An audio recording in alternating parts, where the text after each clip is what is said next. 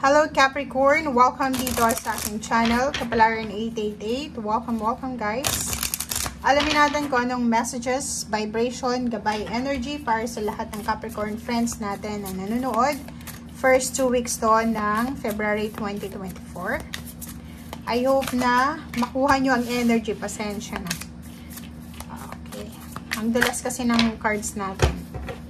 Okay, meron kang first 3 cards dito. Rain, Purification, Vigilance, Ancient Healing Wisdom. Kumuha pa tayo dito guys ng isa. Isang baraha. Wait lang.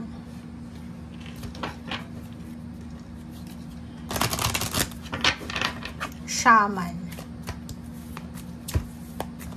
Capricorn.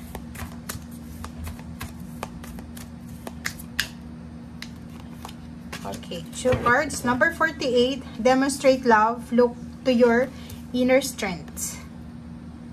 11 and 48, 8, 9, 10, 11, 12, 12, 3. Okay.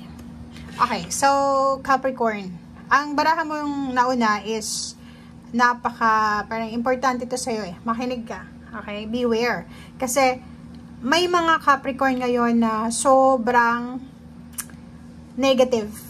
Parang napapaligiran kayo ng mga negative energy or anong pinaka nararamdaman nyo ngayon is parang tinatamad kayo. Habang nanonood siguro kayo, tinatamad kayo, wala kayong interest, nawawalan kayo ng interest sa buhay, sa love life, sa relationship, sa trabaho. Parang gusto nyo lang ng idle time, di ba? Yung nakaupo lang, nakahiga lang, natutulog lang, or kano pa man. So, be vigilant. Kasi ang card na tong Stone People na to, sinasabi ng barahan na siguro napapaligiran ka ng mga negative energies na hindi mo masyadong nararamdaman. So first of all, kailangan mong mag-detox.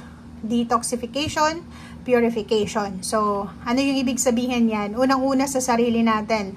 Huwag na muna tayong lumabas. Sa sarili muna natin, kung ikaw ay nanonood ngayon, isipin mo, kumuha ka ng papel, kumuha ka ng lapis, kumuha ka ng ballpen, or kung ano man na pwede mong magamit sa pagsusulat, isulat mo doon yung mga nararamdaman mo sa papel. Negative or positive, isulat mo yan. And tingnan mo, kung lahat ng nasulat mo doon is puro negative, ibig sabihin yan, napapaligiran ka ng negative energies or ng negative vibration na kailangan mong tunawin ito. Okay? So, ang magagawa mo dyan is purification, detoxification. Okay? So, una, prayers.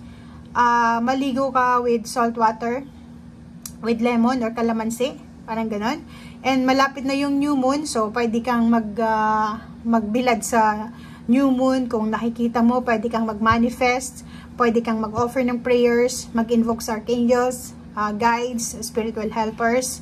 And second is remove all the negative thoughts, negative emotions na nararamdaman mo. Okay? And third, kailangan maglinis ng bahay. Kailangan maglinis kasi minsan, yung katamaran natin, yung pagkawala ng interest sa buhay, yung parang hindi tayo kontento, bored na bored tayo sa buhay, is gawayan ng kung anong nakikita natin.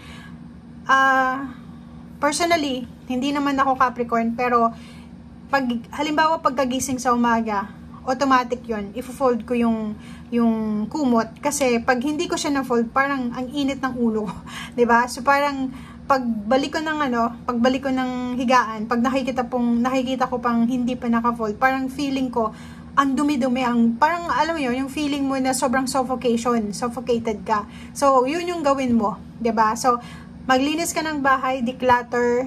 Simple lang, 'di ba? Alisin natin, ayusin natin kasi minsan sa cabinet yung mga damit natin diyan is nakasalansan lang. Kailangan mong ayusin. Hindi sa pagiging OC, pwede din na ilagay mo yung mga colors, lahat white, lahat black, lahat pantalon, lahat ganito ganyan. So, 'di ba? Pag nakakita ka ng ganun, sobrang ma-relax ka. Okay? Tsaka ang sarap kung ngayon ang gusto mo is mahiga lang, tinatamad ka, ang sarap mahiga sa kama na sobrang linis, 'di ba? Yung kwarto mo na sobrang linis. Okay? So, yun ang unahin mo, mag-declutter ka. Siguro may mga basura ka dyan, may mga hindi ka na ginagamit na pwede mong i-donate, Okay, kung ayaw mong itapon, pwede mong i-donate kasi yung mga bagay-bagay na hindi natin kailangan, may mga taong kailangan yan. So, yun, pwede mo siyang i-donate, pwede mo siyang ipamigay, basta kailangan mong maglinis ngayon. Okay? And, yun, Ancient Healing Wisdom Shaman. Kung may kakilala ka na shaman or pwedeng yung mga manggagamot or kano pa man, pwede kang magpatingin. Baka ikaw ay nanuno or kano pa man. So, yun yung pinaka-possible na message na sinasabi sa'yo dito ng baraha. Okay? So, number 11, manifestation. Sinasabi ng baraha, huwag kang mawala ng pag-asa. 'Di ba? Huwag kang panghinaan ng loob, huwag kang mawala ng interest. Okay? Look to your inner strength. May inner strength ka na wala yung ibang tao. You are stronger than you realize. Okay? So, hanapin mo kung ano yung importante sa'yo and importante sa mga tao sa paligid mo. And be contented. Yun ang pinakasikreto. Kasi kahit anong meron tayo, kung hindi tayo kontento sa kung anong meron tayo, wala tayong mararamdaman na peace of mind. So, be contented kung ano yung meron ka sa ngayon. Okay, Capricorn.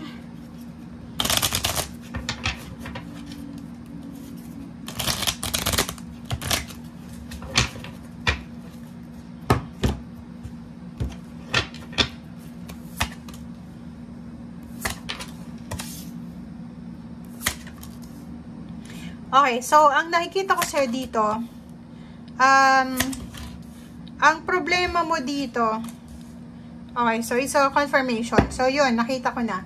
Ang kailangan mong i-detox sa ngayon is yung tungkol sa mga sobra-sobrang paggastos. Diba? Kailangan mo yan na pag-aralan. Kailangan mong pag-aralan na gumastos lang according sa kung magkano yung meron ka na pwedeng igastos. Third is, marami kang expectation sa buhay. Capricorn, relationship, nakikita ko masyado kang nakaganon sa relationship mo. 'Di ba? Masyado kang naka-cling, naka-attach sa relationship mo. Kung makikita mo itong 8 of Swords, tsaka itong Death card na to, sinasabi ng barahan na kailangan mo nang umalis. Kailangan mo nang awakening, 'di ba? Kailangan mong magising diyan sa panaginip mo. Kasi may iba sa inyo dyan, may mga ka-live-in partner or girlfriend, boyfriend na hindi siya, atong taong ito talaga na naka-destiny sa'yo. Okay? Protect yourself.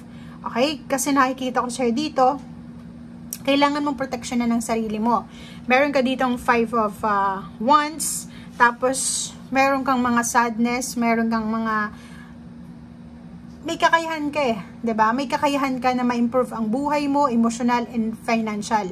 Lalo na ang financial mo, ang daming chances, ang nakikita natin dito, ang kailangan mo lang i-detox. Kailangan mo lang is alisin yung mga bagay-bagay na hindi mo na kailangan sa buhay mo, 'di ba? If for example, sa relationship, feeling mo ikaw lang yung nagtatrabaho, feeling mo ikaw lang nag-give love. So bakit mo pa bakit ka magsasacrifice? Nandito yung 7 of Wands, diba? Kailangan mo daw na proteksyonan yung sarili mo, proteksyonan mo yung peace of mind mo, and at the same time, kailangan mong mamuhay ng tahimik. Sino ba yung may gusto na nakita mo dito yung 5 of Wands? Yung 5 of Wands kasi is kahit in a relationship ka, kahit may trabaho ka, kahit na kompleto yung family mo, parang feeling mo ang gulo-gulo ng isip mo, ang gulo ng environment, 'di ba? Away dito, away doon, yung parang walang contentment, walang peace of mind. So, useless 'yon, 'di ba? Useless yung relationship na gano'n, useless yung family gano'n kasi 'di ba yung family kahit sobrang hirap sa buhay, basta nagkakaunawaan, basta may pagtutulungan, yun yung pinakamaganda. Pero kung may trabaho ka nga, may relationship ka nga, kompleto naman yung family mo, nandyan pa yung mga magulang mo, kapatid mo, pero yung trato nyo sa bawat isa is parang stranger, 'di ba? And ang relationship, 'di ba, dalawang taong nagmamahalan diyan, dapat nagtutulungan kayo, hindi nagsusumbatan. And 5 of Wands, ang daming gulo sa paligid mo. Ang daming competition, ang daming misunderstanding, ang daming miscommunication, misjudgment.